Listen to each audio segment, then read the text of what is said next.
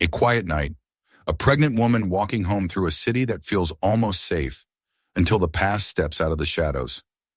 7 years ago, her husband, a police officer, put a violent man behind bars for a hate crime. Now that man is free, and he wants revenge. When a brutal encounter leaves Emily fighting for her life and her unborn child's future, her husband Daniel is torn between the law he swore to uphold and the justice his heart demands. How far will a man go to protect the people he loves?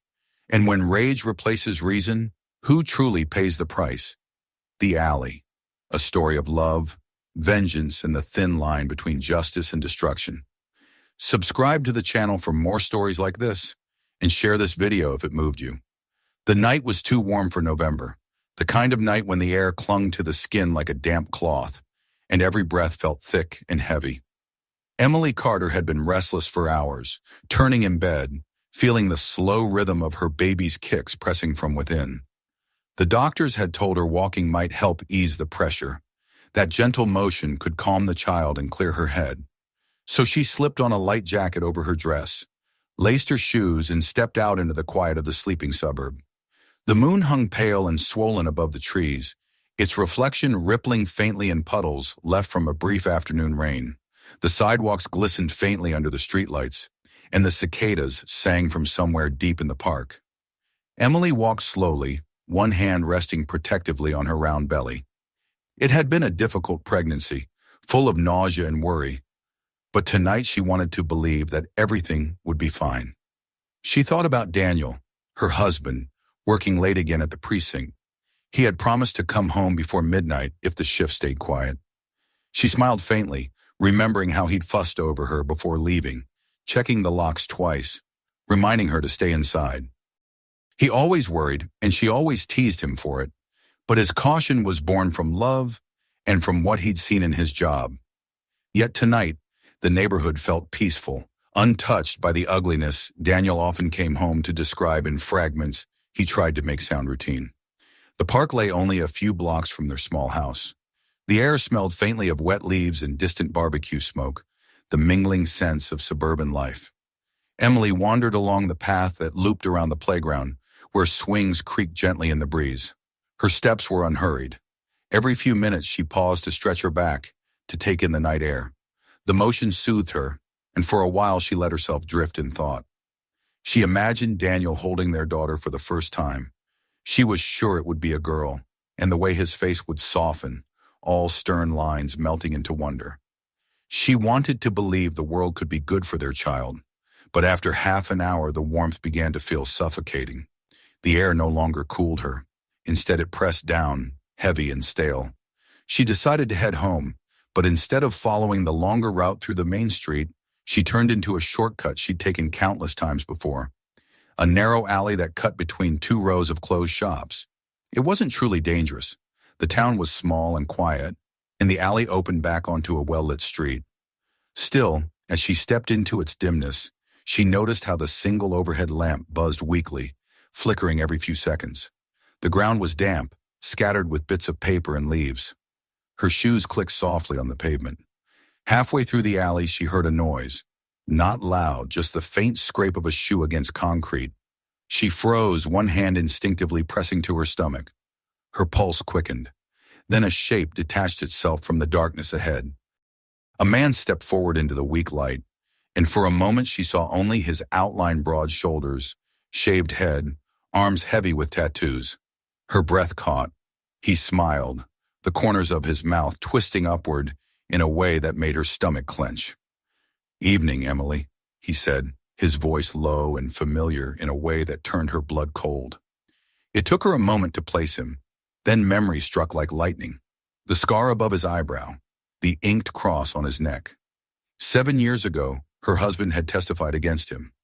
7 years since the trial where Daniel had stood in uniform, describing how this man had nearly beaten another human being to death, simply because of the color of his skin. 7 years since he'd been sentenced. "Darren," she whispered. "Didn't think you'd remember me," he said. He took a slow step forward, eyes roaming over her face, her belly, her trembling hands. "But I guess I made an impression." She took a step back. "You need to leave me alone. Relax, he said, chuckling. I just wanted to say hello. Been a long time. 7 years in a cage gives a man plenty of time to think. Her throat tightened. Daniel, my husband, he's a police officer. If you... Oh, I know exactly who he is. Darren's smile faded into something sharper. The brave hero who put me away. 7 years of my life gone because your husband couldn't mind his own business. He spat on the ground. You married him, had his kid. That's rich. Emily tried to move past him, but he shifted to block her path. The light caught the edge of a tattoo on his arm, a swastika coiled around a skull. You should have stayed home, he said softly. Your husband took everything from me. Now he's got himself a family. Funny, isn't it? A white girl carrying the child of a...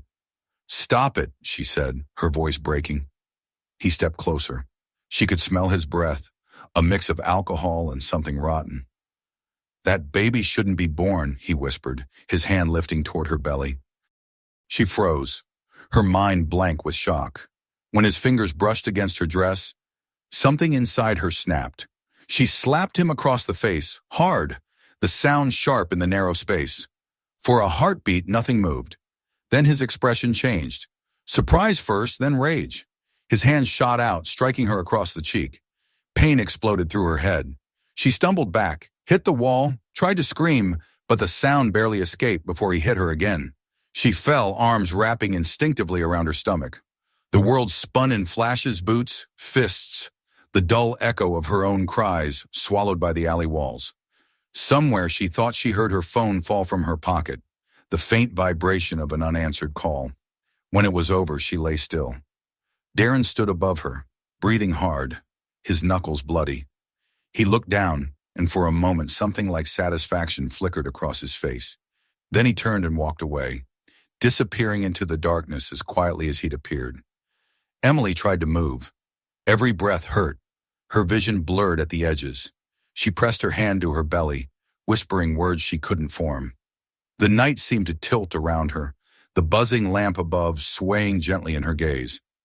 Somewhere far away, a siren began to wail. She tried to hold on to the sound, to let it pull her back toward consciousness, but her strength was gone. The last thing she felt was the warmth of her own blood beneath her fingers and the distant hum of an approaching car. Then everything went dark. When she woke again, it was to the beeping of monitors and the sterile brightness of hospital lights.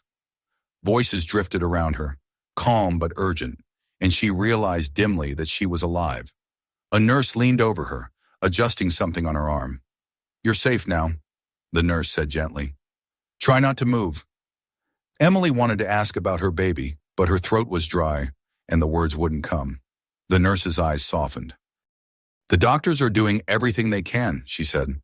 The rest blurred into fragments, machines, whispers, the echo of footsteps in a hallway.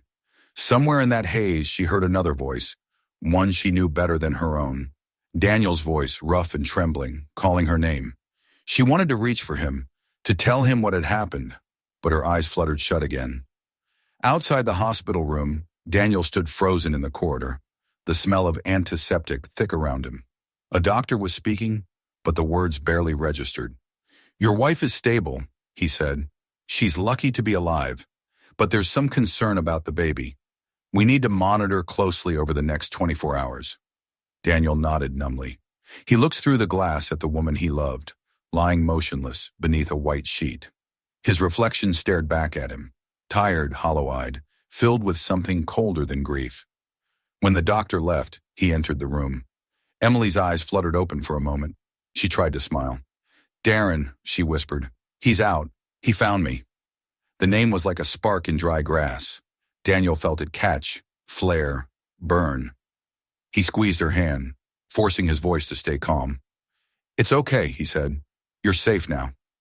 But even as he said it, he knew safety was a lie. Out there somewhere, the man who had done this was breathing free air. And inside Daniel, something had already begun to shift, a slow, steady tightening of the heart that would not let go. As he stood beside her, the monitors kept their steady rhythm.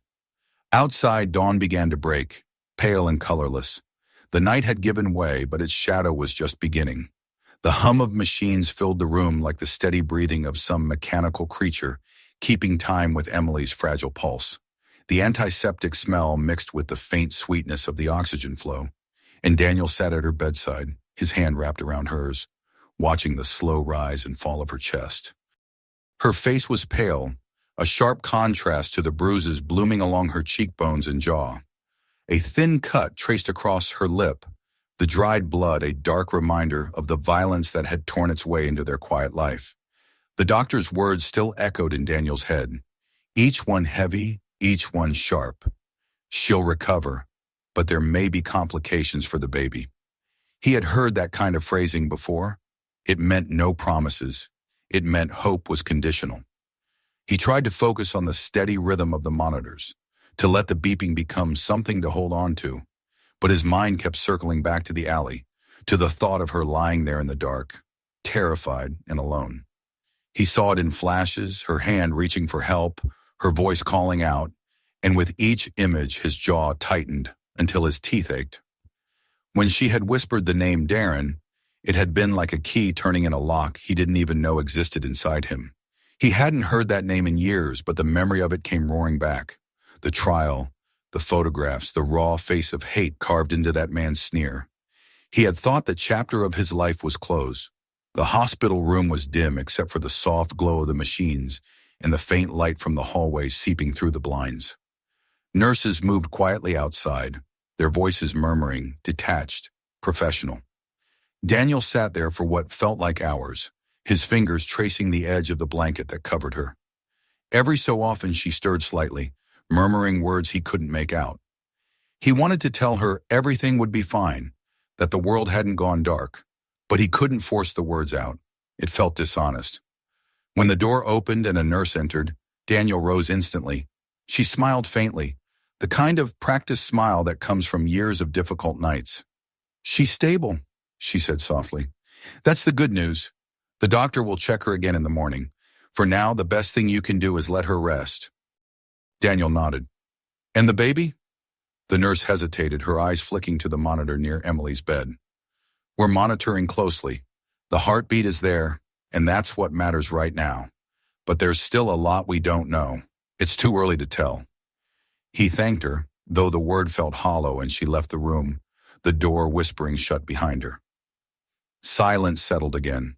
He sat back down, staring at the faint reflection of himself in the window. His uniform jacket was draped over the chair beside him, his badge lying on the table.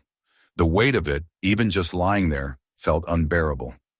Sometime near dawn, the door opened again. His partner, Mike Hollis, stepped in quietly, still in plain clothes but with the look of someone who had been up all night. He was carrying 2 coffees, one of which he set down beside Daniel without a word. They'd worked together for 8 years long, enough that they didn't need to fill silence with words. "She told me who did it," Daniel said finally, his voice low, flat. "Darren Miles." Mike exhaled slowly. "Yeah, they picked him up less than an hour after it happened. Caught him near the bus depot, still had blood on his hands." Daniel's head turned sharply. "He's in custody?" "Temporary holding. County lockup's full, so they're keeping him at the precinct for now until the transfer. He's not going anywhere." Daniel nodded slowly. "You've seen him?" Mike looked at him, measuring his expression before answering. "Yeah." He was mouthing off. "Same old garbage. Said it wasn't his fault. Said your wife started it." Daniel's hand tightened into a fist. "My wife started it," he repeated quietly, disbelief hardening into anger. Mike took a sip of his coffee. "You know how these guys are. They don't change. The department will handle it. You don't need to." "I don't need to what?" Daniel's voice rose, sharp and sudden, and Mike stopped mid-sentence. The anger in Daniel's tone wasn't loud, but it was the kind that came from somewhere deeper than rage, a slow, deliberate fury that had been building since the moment he saw his wife's blood on the hospital sheets. "You think I can sit here while that man laughs about what he did?" Mike placed his cup on the table carefully. "I think you need to let the system work. That's what we always say, right? You of all people know what happens when a cop takes justice into his own hands." Daniel didn't answer. His gaze was locked on Emily. Her breathing was shallow but steady. He reached out, brushed a strand of hair from her forehead, and whispered something she couldn't hear. Mike watched him for a moment longer, then sighed. "I'll be around," he said quietly. "If you need anything, call me. And Daniel, don't do something you'll regret." When he left, Daniel sat there long after the door closed, his mind a storm of images.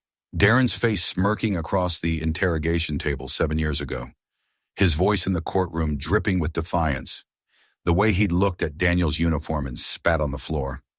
He remembered the words he'd said back then. "You think you're better than me because you wear that badge? You'll see. You'll see what happens when the tables turn." At the time, Daniel had dismissed it as bluster. Now it felt like prophecy. The hours bled together. Nurses came and went, checking monitors, changing IV bags. A doctor appeared mid-morning to run more tests, his tone cautious but polite. "Your wife is responding well," he said. "She's stronger than she looks, but there's some stress on the baby system. We'll need to keep her under observation for at least 72 hours. Daniel nodded, his voice tight. "Do what you need to." When the doctor left, Emily's eyes flickered open. She turned her head slightly toward him, her expression dazed but aware. "You're here," she whispered. "I'm here," he said, leaning closer. "You're safe now." Her eyes filled with tears. "He found me, Daniel. He said terrible things about you, about the baby." He felt the tremor in her hand as he held it. "Don't think about him," he said softly. "He can't hurt you anymore." "But he wanted to," she said, her voice barely audible. "He said our child didn't deserve to live. And then," her voice broke, "he touched me." Daniel closed his eyes. A sound escaped him, half a sigh, half a growl. He bent his head, pressing his lips to her forehead. "I'm so sorry," he whispered. "I should have been there." She shook her head weakly. "It's not your fault." But he didn't believe that. Every instinct in him, every fiber of his training screamed responsibility. Protect and serve. He had failed to protect the person he loved most. The thought was unbearable. As evening crept in, a nurse brought a tray of food neither of them touched. The lights dimmed automatically as night fell again. Emily drifted in and out of sleep, her hand still gripping his. Daniel sat in the half-darkness, his thoughts spiraling. He knew where Darren was. He knew the route to the temporary holding center by heart. He knew every door, every code, every protocol. It would take nothing to walk through those halls to stand in front of the man who had done this and make him understand what true fear felt like. He tried to shake the thought away, but it clung to him, whispering in the back of his mind. He told himself he only wanted to see Darren, to look him in the eye, to hear him admit what he'd done. But deep down he knew it wasn't about hearing, it was about ending. Sometime after midnight, a nurse came in to check Emily's vitals. Daniel rose, stretching for the first time in hours. His legs felt heavy, his chest tight. He stepped into the hallway, where the lights were lower, the sounds muffled. He stood there for a long moment, staring at the exit sign glowing red at the end of the corridor. Behind him, Emily murmured something in her sleep, a faint sound that might have been his name. He turned back, watching her through the window. Then, without another word, he picked up his jacket from the chair, slid his badge into his pocket, and walked toward the door. The night air hit him like a wave cold now, the humidity broken. The parking lot was nearly empty, the street lights casting long shadows across the asphalt. He got into his car, started the engine, and sat there as the dashboard lights flickered on. His reflection in the rearview mirror looked like a stranger, eyes hollow, face pale with exhaustion, and something else, something darker. He drove without thinking, the route familiar enough to require no effort. The roads were empty at this hour, the city asleep. As he neared the precinct, the knot in his chest tightened. Mike's words echoed faintly in his memory. "Don't do something you'll regret," but they were drowned out by the image of Emily lying in that hospital bed, her face swollen and bruised, whispering that monster's name. When he pulled into the parking lot behind the holding center, he cut the engine and sat in silence. The building loomed ahead, sterile and square, the kind of place built to contain anger, not erase it. A single light burned in the small window near the entrance. He could already picture the layout inside the reception desk, the hallway leading to the temporary cells, the smell of stale coffee and disinfectant. He knew the officers on duty tonight, knew which ones would be at the desk, which ones would be outside on smoke breaks. He could walk straight in, and no one would stop him. For a moment he hesitated. He could still turn back, drive home, sit by Emily's bed until morning. He could let the system do what it was meant to. But then he saw it again in his mind, the look on Darren's face in that courtroom years ago, the hatred burning in his eyes, the certainty that he'd never truly be beaten. And then he saw Emily's eyes in the hospital, wide with fear, her voice breaking as she said his name. The choice was already made. Daniel stepped out of the car and walked toward the entrance. Inside, the fluorescent lights buzzed softly. The officer at the front desk looked up and nodded. "Evening, Detective Carter. You hear about the Miles case?" Daniel's face was unreadable. "Yeah," he said. "Just need to check something." The officer didn't question it.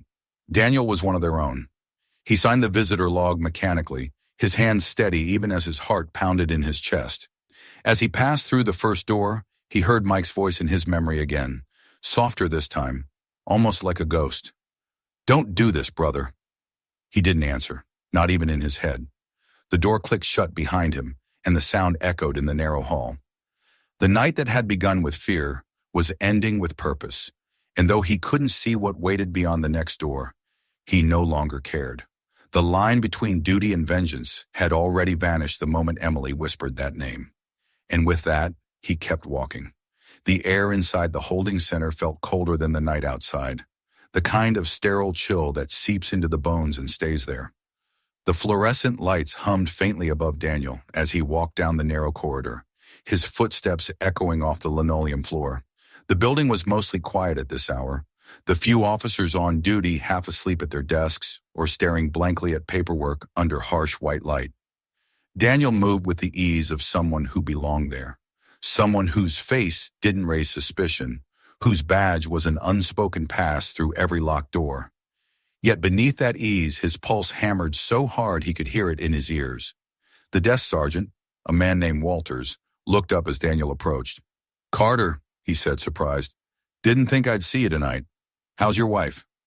Daniel paused. For a moment, the question caught him off guard. "She's hanging on," he said, his voice low. "The doctors say she'll recover." Walters nodded sympathetically. "That's good to hear. Damn shame what happened. We've got the guy in the back. Real piece of work. He's been mouthing off all night." He shook his head. "You need me to bring up his file or something?" Daniel forced a faint smile. "No, I just wanted to see him. Make sure everything's by the book. You know how the brass gets with high-profile cases like this." Walters chuckled. "You kidding? The guy's lucky to be breathing.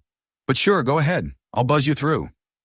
As the door clicked open, Daniel stepped inside the restricted area. The hallway beyond was dimmer, lined with small reinforced windows that looked into holding cells. The air smelled faintly of metal and disinfectant, a mix he knew too well.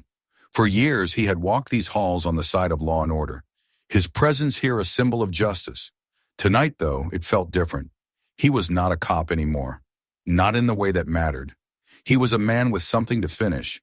He passed a few cells where drunks slept off their stupor, a man muttering to himself in one corner, a teenager curled up on the bench in another. Then at the end of the corridor, he saw him. Darren Miles sat on the edge of his cot, his head bowed, his fingers tapping idly against his knee. When he looked up, his face broke into a grin that was all teeth and malice. "Well, well," he drawled, "if it isn't the hero himself." Daniel stopped outside the bars. "You remember me," he said quietly. "Hard to forget the man who ruined my life," Darren said, leaning forward. His eyes glinted under the weak light. 7 years, Carter. 7 goddamn years rotting because of you and that whore of yours." Daniel's jaw tightened. He had prepared himself for this, told himself he could stay calm, that he wouldn't let Darren's words drag him down to the same pit. But hearing Emily spoken of like that made something twist inside him. He gripped the railing between them, his knuckles whitening. "You attacked her," Daniel said evenly. "You put her and my child in the hospital." Darren shrugged. "I just gave her a taste of what your people deserve. You think you can mix blood like that and not pay for it?" He laughed, the sound low and ugly. "Guess you'll find out soon enough. Heard the baby might not make it." The words hit like a punch. Daniel's vision blurred for a second, his body flooding with heat. You don't get to talk about them, he said.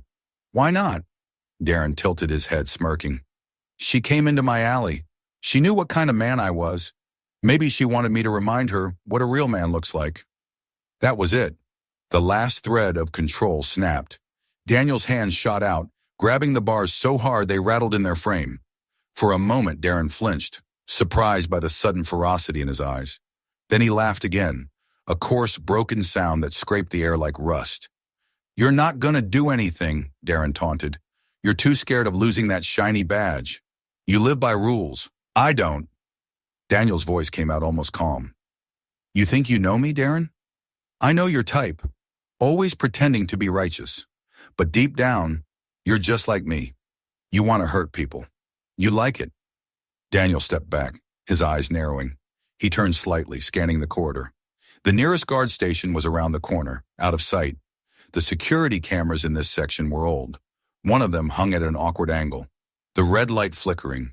He knew the blind spots by memory. He knew where the keys were kept and who was on the rotation tonight. He took a deep breath. You're wrong, he said softly. I don't like hurting people. He reached into his jacket, pulling out the access card that would override the lock. But I'm going to make an exception. Oh, the lock clicked, a metallic sound that echoed down the corridor. Darren's smirk faltered. What the hell are you doing? Daniel pushed the door open and stepped inside. The cell smelled of sweat and cheap soap. Darren rose from the cot, his confidence wobbling for the first time. You're breaking the law, officer, he said, mocking the title. You sure you want to do that? Cameras are rolling. Daniel glanced at the corner of the room where the old lens blinked faintly. Not anymore, he said. Darren's eyes darted toward it, then back to Daniel. You're bluffing. Sit down, Daniel said. Or what? Darren sneered, taking a step closer. You gonna shoot me? Go ahead, make it easy. Daniel didn't move. His calmness unnerved the other man. Darren's bravado slipped into uncertainty. Then, faster than Darren could react, Daniel grabbed him by the collar and slammed him against the wall. The sound of impact was sharp, echoing in the confined space. Darren gasped, trying to shove him off, but Daniel was stronger, fueled by something beyond anger. He drove his fist into Darren's stomach, then another across his jaw. Darren staggered, but his laughter returned, blood spraying from his mouth. That all you got? He coughed. Come on, cop. Show me what justice feels like. Daniel's punches came harder now, rhythmically, brutally. Each strike carried the weight of 7 years of buried fury. Every insult, every image of Emily's bruised face, every nightmare that would follow them both for the rest of their lives. Darren's laughter broke into grunts, then into screams. Blood splattered across the concrete, across Daniel's hands, across the wall. At some point, Darren fell to the floor, curling up, gasping for breath. Daniel stood over him, chest heaving, vision tunneling.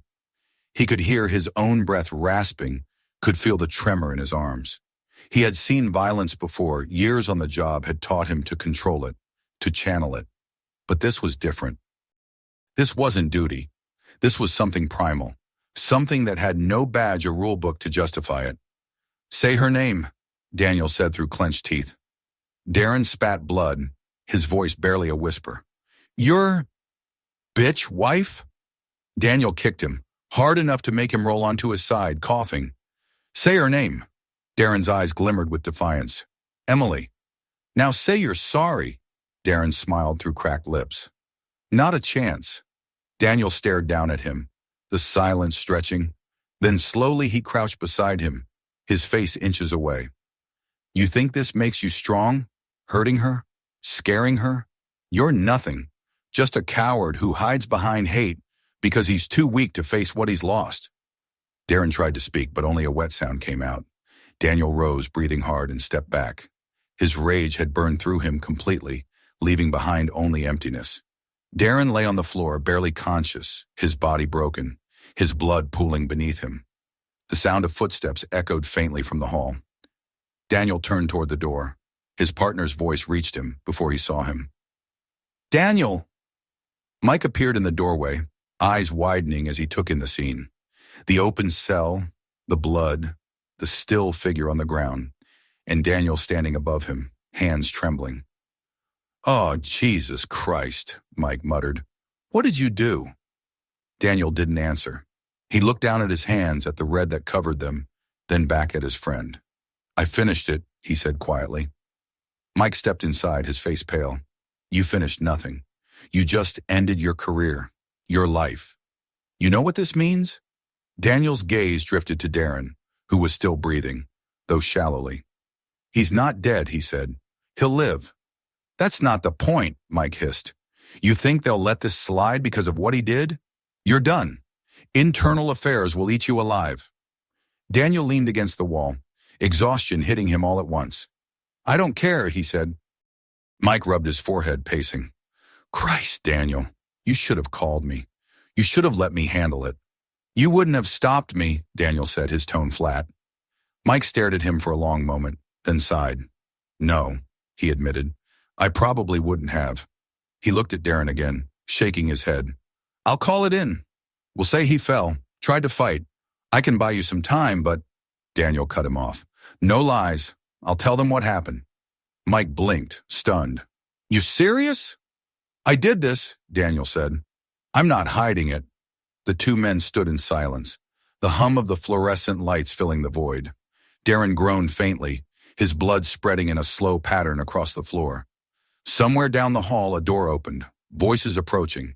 Mike stepped aside as other officers rushed in. Daniel didn't resist when they surrounded him, didn't speak when they asked what had happened. He simply raised his hands, his eyes unfocused. As they led him out, he glanced back one last time. Darren lay motionless, the paramedics kneeling beside him. The blood was already drying on Daniel's knuckles. For the first time that night, he felt the full weight of what he'd done. Not pride, not even relief, but something heavier, something like grief. Outside, the early morning air was pale and cold. The horizon was just beginning to lighten, a faint wash of gray over the city skyline. Mike followed behind as they loaded Darren into an ambulance and Daniel into a squad car. Daniel, Mike called softly before they closed the door. What are you going to tell Emily? Daniel looked out through the window, his face calm in the reflection. The truth, he said, that it's over. The door shut, and the car pulled away from the curb, its red and blue lights flashing silently against the dawn. Inside, Daniel leaned back against the seat and closed his eyes. For the first time since the attack, he felt something close to peace. It was fragile, fleeting, and built on ruin, but it was real. He didn't know what the world would look like when he faced it again, didn't know what punishment awaited him, or what kind of father he could possibly be after this. All he knew was that for the first time in a long time, the silence inside him had stopped screaming. And somewhere, far away, in a hospital room washed in morning light, Emily stirred, whispering his name. The morning light creeping into the interrogation room was colorless, barely warming the cold metal table where Daniel sat with his hands clasped. The dried blood along his knuckles had turned a dark brown, flaking when he flexed his fingers. He hadn't spoken in hours. Across from him, Mike watched silently, a paper cup of untouched coffee between them. The clock on the wall ticked with infuriating slowness, the rhythm syncing with Daniel's heartbeat, every second dragging out his awareness of what he'd done. When internal affairs finally came, they moved efficiently, emotionlessly, as if dissecting something already dead. The questions came one after another. When did you enter the holding area? Did anyone authorize your access? What was your intent? Daniel answered honestly, without resistance, his voice steady but distant. He told them everything, from the moment he left the hospital to the moment Mike found him in the cell. The two investigators exchanged glances during his testimony, but said little. They had seen worse perhaps, but not often from one of their own. When they left, Mike leaned forward, rubbing his eyes. You just handed them everything, he said quietly. You didn't even try to defend yourself. Daniel looked up, his gaze unfocused. I'm not defending it. I did it. That's not the point. They'll use it to destroy you. You'll lose your badge, your pension, everything. Hell, they might press charges. You could go to prison, Daniel. I know. Mike exhaled heavily and looked away. He had known Daniel long enough to see that there was no convincing him now.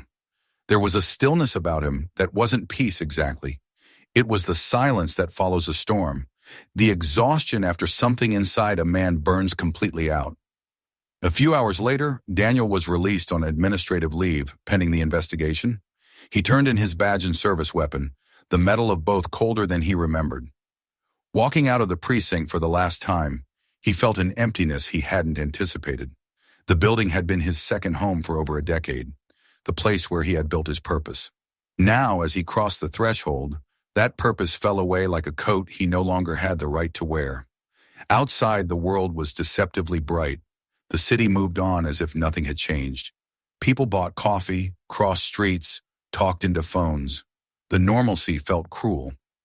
He got into his car and sat there for a long time before turning the key. He didn't know where to go at first. Home felt too quiet, too full of ghosts, and the hospital was filled with reminders of what he had failed to protect. But after several minutes of sitting in the idling car, he realized there was nowhere else. The drive to the hospital felt longer than before. His thoughts were a blur of questions that had no answers. What would Emily say when she found out? Would she understand, or would she see him the way the department did now, as a man who had crossed a line that could never be uncrossed? When he finally parked, he sat for several minutes, gripping the steering wheel until his knuckles went white. Then he forced himself to move. Inside the hospital, the familiar hum of machines greeted him again. The hallways were the same sterile shade of beige, the same smell of disinfectant clinging to the air. A nurse recognized him as he passed the station, her eyes flicking briefly to the bruises on his hands before she looked away. No one asked questions. Hospitals saw too much to be surprised by anything. When he entered Emily's room, she was awake, sitting propped up against the pillows. Her face was still pale, but some color had returned to her cheeks. When she saw him, her expression softened, though confusion flickered behind her eyes. "You came back," she said. Her voice was weak but steady. "I told you I would," he said, managing a faint smile. He took the chair beside her bed. The moment his hand brushed hers, he felt her pulse light, fragile, but real. She studied him closely, her gaze dropping to his hands. "What happened to you?" He hesitated. "It's nothing. I'm fine." Her brow furrowed. "Daniel, don't lie to me." He looked down, unable to meet her eyes. The silence stretched until she spoke again, her voice barely above a whisper. "You went to see him, didn't you?" He didn't answer, and that was answer enough. She drew in a shaky breath, tears welling. "Why? Why would you do that?" He leaned forward, his voice low and rough. "Because he hurt you. Because he looked at you and saw something he thought he could destroy. I couldn't just let him walk away from that." "Daniel!" She reached for his hand, gripping it tightly. "That's not who you are. You always told me justice isn't about revenge." He met her gaze then, and she saw the conflict written across his face. "Maybe I was wrong," he said. "Maybe justice isn't enough for men like him." Her tears spilled over. "And what did it change? Did it make you feel better? Did it make the pain stop?" He closed his eyes. "No, it just made me feel empty." They sat in silence after that, the monitors beeping softly between them. Outside, the sunlight shifted across the blinds, striping the room with pale gold. Emily's grip on his hand tightened as if she were trying to hold him in place, to anchor him before he drifted too far away. Later that day, the doctor came in to check on her. The conversation was brief but tense. "She's stable," he told Daniel, "but there's still some risk for the baby. We'll keep monitoring her closely. The next few days will tell us more." Daniel nodded numbly. The word risk lingered in his head like a siren he couldn't silence. He stayed with her through the afternoon, helping her sit up, fetching water, anything that kept his hands busy. When she drifted off to sleep, he sat by the window, watching the sky turn orange, then red, then the soft blue of dusk. Mike stopped by in the evening, his presence awkward but steady. He stood in the doorway, hands shoved into his pockets, his usual confidence stripped away. "He's alive," Mike said quietly. "In bad shape, but he's breathing." They moved him to county under guard. Daniel nodded without looking up. "Good." "They'll press charges," Mike continued. "Assault while on duty, excessive force, maybe attempted manslaughter if the DA wants to make an example. I tried to talk to the captain, but his hands are tied. There's going to be a review." "I figured." Mike hesitated, then sighed. You're a good cop, Daniel. One of the best I've ever worked with. But this, he shook his head. You can't come back from this. Daniel didn't answer. He didn't need to. They both knew it was true. When Mike left, the room felt even quieter. The hum of the machines became the only sound again. Daniel looked at Emily, her face peaceful in sleep, and thought about the life they had built together, how fragile it had always been, how quickly it could all shatter. Over the next few days, the investigation consumed everything. Daniel received notice of his suspension pending termination, followed by a request for his statement in writing. He complied with both without resistance. Each signature felt like closing another door he could never reopen. But something unexpected began to shift around the same time. The doctor's tone grew slightly more optimistic. The baby's heartbeat grew stronger, the risk less severe.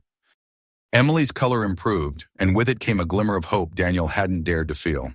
He spent every night at the hospital, sometimes dozing in the chair beside her, sometimes just watching the monitors flicker. He found himself whispering promises to the child who hadn't yet been born, promises that felt like penance. He told himself that whatever happened next, whatever punishment awaited him, he would endure it if it meant they both survived.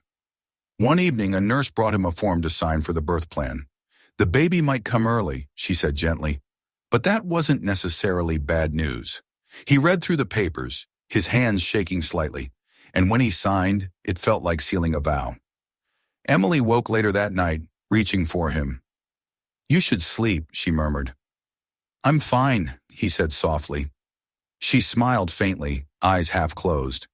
You always say that. He leaned down and kissed her forehead. I have to be, he whispered, for both of you. Days passed in a blur of small changes, nurses checking vitals, doctors murmuring about progress, the rhythmic beeping of reassurance. The rage that had once consumed him receded into the background, replaced by a different kind of weight. Guilt didn't burn the way anger did. It settled deeper, colder, a permanent ache. But alongside it came something else, a fragile, persistent thread of hope. By the end of the week, the doctor smiled for the first time since the attack. She's strong, he said, meaning both Emily and the baby. If things keep going this way, you'll be a father very soon. The words hit Daniel like light breaking through a storm. For the first time in what felt like forever, he allowed himself to breathe. He looked at Emily, who smiled weakly from the bed, and he smiled back. But when he turned away toward the window, his reflection in the glass showed a man he barely recognized. The eyes were the same, but everything behind them had changed. Justice had cost him his career, his peace, and maybe even his freedom. Yet looking at the faint curve of Emily's belly beneath the blanket, he realized he would make the same choice again if it meant she could still be here. The night before the labor began, Daniel stood outside the hospital, the cool air brushing against his face. The city lights shimmered in the distance, quiet and indifferent. He closed his eyes and whispered to the darkness. Not a prayer exactly, but something close. Let them be safe. Take whatever you want from me, but let them live. When he went back inside, Emily was awake, breathing steadily, her eyes meeting his with a kind of calm that made him ache. Everything will be okay, she said softly. He sat beside her, taking her hand. For the first time in weeks, he believed her. He didn't know yet what kind of man he would be when the sun rose again, a cop without a badge, a father haunted by what he'd done. But he knew one thing with absolute certainty. Whatever awaited him, he would face it. For her, for their child, for the small, fragile hope that refused to die, even after everything else had. The night before it began, the hospital was so quiet that even the faint hum of the lights felt intrusive. Daniel sat in the chair beside Emily's bed, the room bathed in a pale blue glow from the machines. She had fallen asleep not long ago, her breathing slow and steady, one hand resting on her swollen belly. Outside, a light rain tapped against the window, a soft, rhythmic sound that reminded him of the heartbeat monitor beside her. He tried to let it calm him, but his thoughts kept drifting to the investigation, to the consequences still waiting for him outside those walls, to the life that was about to arrive and the one he had nearly destroyed. It was a strange duality, the coexistence of guilt and hope, of endings and beginnings. He didn't know how long he had been staring at the rain when a nurse entered quietly. Her voice was low but urgent. "Mr. Carter," she said, touching his arm gently. "It's time. She's starting early." For a heartbeat, the words didn't register. He blinked, then turned toward Emily, who was stirring, her face tightening in discomfort. "It's happening?" he asked, his voice cracking despite himself. The nurse nodded. "We're going to move her to delivery now. The doctor's on his way. It might be fast given her condition." Daniel stood, the chair scraping softly against the floor. His pulse raced as he stepped closer to the bed. Emily looked at him, her eyes glassy but focused. "It's okay," she whispered. "It's time." He took her hand as the nurses began to prepare her for transfer. Everything blurred, the bright lights of the hallway, the sound of wheels, the brisk commands from medical staff. Daniel followed closely, his heart pounding, his mind locked between fear and awe. He had seen chaos in his life, but nothing like this. Nothing so raw and fragile. The delivery room was bright, almost too bright, every surface gleaming under the sterile lights. Machines beeped in steady rhythm, nurses moved with practiced urgency, and the air was thick with antiseptic and tension. Emily lay on the bed, breathing hard now, her knuckles white as she gripped his hand. The doctor entered, already gloved, his expression composed. "All right, Emily," he said in a calm but firm voice. "You're doing well. We're going to take this slow and steady. The baby's early, but everything looks promising." Daniel stayed beside her, whispering reassurance she might not even hear. Each contraction seemed to rack her entire body, her cries soft at first, then louder as the hours stretched on. He wished he could take even a fraction of her pain, trade places, do anything other than stand there helpless. The doctor's voice cut through the noise now, and then measured, clinical, guiding her through each push, each breath. Time lost its shape. The room shrank to the sound of her breathing, to the thud of his heart, to the words of encouragement murmured by strangers. When the baby's cry finally filled the air, it didn't sound like relief at first. It sounded like a question, a fragile, defiant sound that seemed to ask the world whether it was safe to arrive. Emily collapsed back onto the bed, her face slick with sweat and tears. The nurses moved quickly, cleaning and checking the newborn, their movements efficient but tender.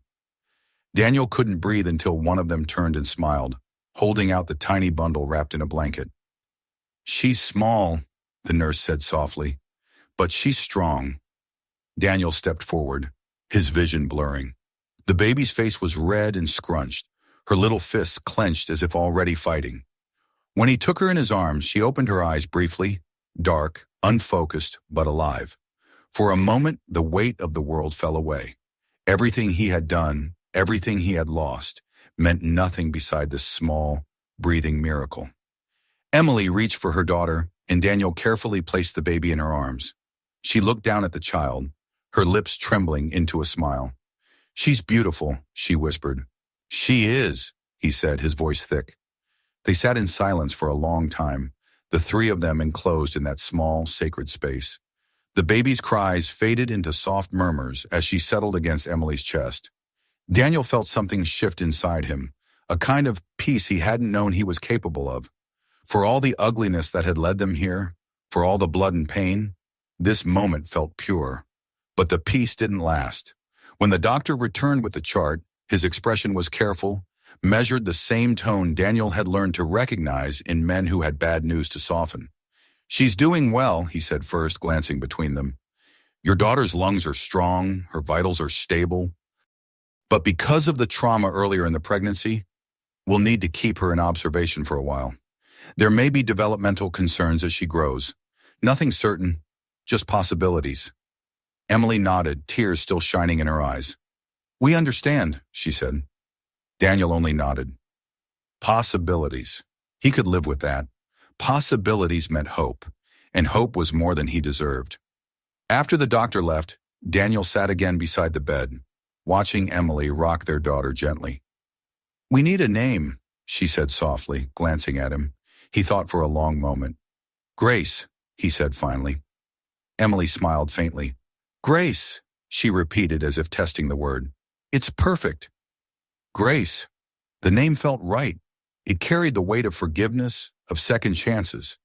It was a reminder that even in the wreckage of what he'd done, something good could still exist.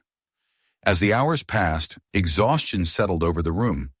Emily drifted into a light sleep, Grace nestled beside her in the small bassinet. Daniel remained awake, watching over them. His hands, once symbols of destruction, now rested gently on the edge of the crib. He thought about everything that would come next, the hearings, the charges, the headlines that would paint him as another cop who'd lost control. He didn't care anymore. They could strip him of his badge, his title, his place in the system. None of it mattered now. The only duty left to him was here, in this room, wrapped in a blanket and sleeping beside the woman who had survived everything. When morning came, the sky outside the window blushed pink and gold. The rain had stopped, and sunlight filtered through the clouds like a promise. A nurse entered quietly to check on them, smiling at the sight of the small family. Daniel rose and stepped aside as she worked, feeling strangely like an intruder in a life that no longer fit him. He walked down the hallway for a moment, needing to breathe, to clear his head. The world outside the maternity ward seemed almost unreal. The hum of machines, the chatter of staff, the clatter of trays. He passed a waiting area where a television played muted news. On the screen, his own face appeared briefly beneath the headline, "Officer under investigation for assault." He stopped, staring at it. The anchor's lips moved silently as the story scrolled. Words like brutality, misconduct, outrage. Then the image shifted to a photograph of Darren, his face battered but alive. Daniel turned away. He went to the nearest window and looked out at the city. Cars moved along the streets below, people rushing to work, unaware or uncaring of the small miracle that had taken place above them. He thought about what came next. Lawyers, statements, hearings. There would be no redemption for him in the eyes of the world, but maybe that wasn't what he needed. Redemption wasn't a courtroom verdict. It was what he chose to do with the days he had left. When he returned to the room, Emily was awake again, feeding Grace. She looked up at him, smiling faintly despite her exhaustion. "She's hungry," she said softly. "She gets that from you," he said, and for the first time in what felt like a lifetime, he managed to laugh. It wasn't a loud sound, just a breath of air that felt like life returning to him. Later that afternoon, Mike came to visit. He looked uncomfortable at first, standing in the doorway with his hands shoved into his pockets, his eyes flicking from Daniel to the sleeping baby. "She's beautiful," he said finally. Daniel nodded. "She's perfect." Mike stepped closer, lowering his voice. "They're going to come after you, Daniel. IA, the DA's office. They'll want to make an example out of this." "I know," Daniel said. Mike sighed. "I'll do what I can, but you've got to be ready. It's going to get rough." Daniel looked at him, his expression calm. "I'm ready." Mike hesitated, then reached into his jacket and pulled out a card. "There's a good lawyer. He owes me a favor. Take it." Daniel accepted it silently, slipping it into his pocket. "Thanks," he said. Mike looked at him for a long moment, then nodded toward the bed. "You did a terrible thing, Daniel, but you did it for love. Doesn't make it right, but I get it." When Mike left, the room fell silent again. Daniel stood for a long time by the window, watching the fading light of afternoon stretch across the skyline. The world outside felt distant, irrelevant. His world was here now, fragile but real. As night fell again, Emily dozed lightly, and Grace slept in her bassinet. Daniel sat between them, his head bowed. He thought about the man he had been, the officer, the believer in justice, the one who had trusted that the law could protect the innocent. That man was gone now, replaced by someone who understood that justice wasn't always enough. It had limits. It couldn't heal or save or undo what hate had already broken.